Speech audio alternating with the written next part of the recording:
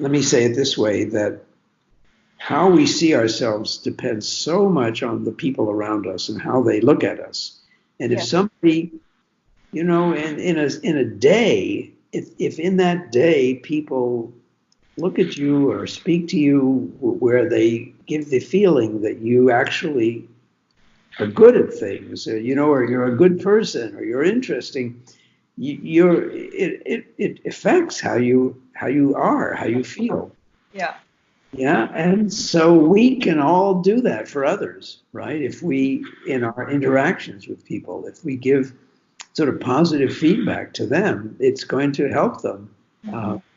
Uh, and so I feel that's a gift that, as I say, that I was lucky to get, and I try to offer that to others. Yeah. I am gonna. All I can think of are various jokes about the meaning of life, and those are just things that are extremely important. And maybe I could say this, that at the end of the day, the things that you look back on, that one looks back on with the most pleasure and even pride, are things where you've actually helped people. That's very meaningful. So, I mean, I can't say that I led a life devoted to helping people, because it's Oh not no, true. In really did. many ways, are very selfish. Doing, like, studying the liar paradox is not something which is going to help the world.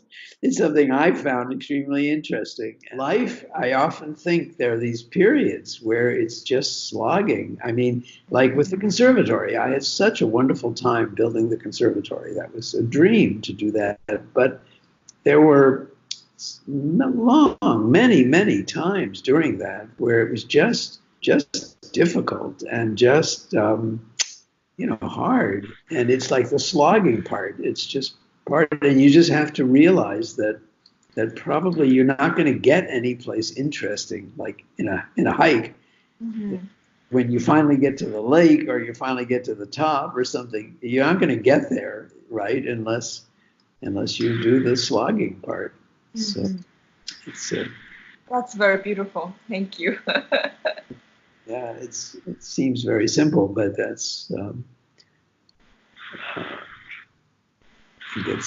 true. It's when you go for a week or two, you think you see something and you know something, but really, the longer you live in a place, the more you realize the complexity. And um, but as far, the this growing nationalism and fear of immigrants, it's horrible and very upsetting, and it seems so stupid. Because, of course, the immigrants enrich the countries where they go, and also one needs to be. I mean, these are refugees from horrible situations. It just doesn't make any sense, and I just hope that there will be the pendulum will swing the other way, and there'll be a time of more kindness and thoughtfulness and openness, and but we need some different world leaders. There's some wonderful ones, but so many who are going in the wrong direction. But I don't. It's, as I started by saying, I don't really connect it to my personal life. It's like another. It's what you read about somehow, and wish it were different. Yes, that's. I think you were schoolmates with Mr. Peter Serkin.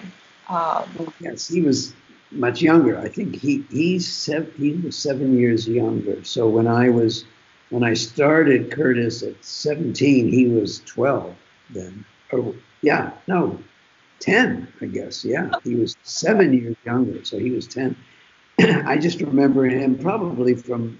I knew him better at Marlborough, actually, because I went there. But that was in 1960 when I was 20, so he was 13 then. wow. And I knew him, and he was. We played together. We played a Haydn trio, and we were coached by his father, and that was really wonderful. And we played Webern piano quintet, actually, that early What, Webern. how No, was it Webern like wrote. when you had to uh, play in the same trio with Peter, and also your coach or his coach was actually his father? That Yeah. very, a special experience. Well, it was, it was, I mean, I can only imagine how it felt for Peter. I mean, the whole experience for him, he was, being coached by Alexander Schneider and by his father and all these other musicians. And he was, of course, he was already, I mean, he played with the Marlborough Orchestra at Tanglewood. We did a tour concert and played the Mozart Concerto for two pianos and orchestra. I mean, Peter was already doing great things, but he was also a kid, and having a lot of fun. And I think it was very difficult or complicated for him, surely. It had to be, right, to have in that situation. But and I didn't know him so well. I mean, we joked together. He and Richard, we were sort of three together. He and Richard were good friends, and I was especially close to Richard because then he came to Curtis that next fall, and he lived, in an apartment across from me, whereas Peter was living at home, so I didn't see much of him really. Our friendship blossomed much later when the Bard Conservatory started. That's when he joined the faculty, and then we became very close again. Yes, he also moved closer to Bard. Yes.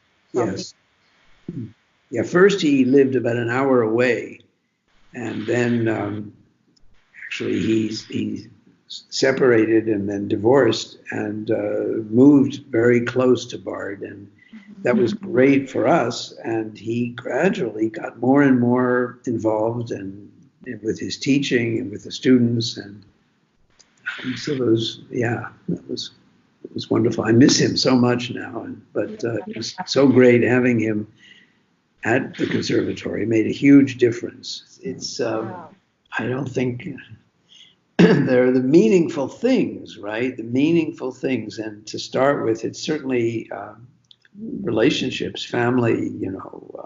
I've been so lucky to have met Katherine, and then we've had such a wonderful family, and we're so fortunate that everybody is well, and now we have wonderful grandchildren. That's somehow that's at the core.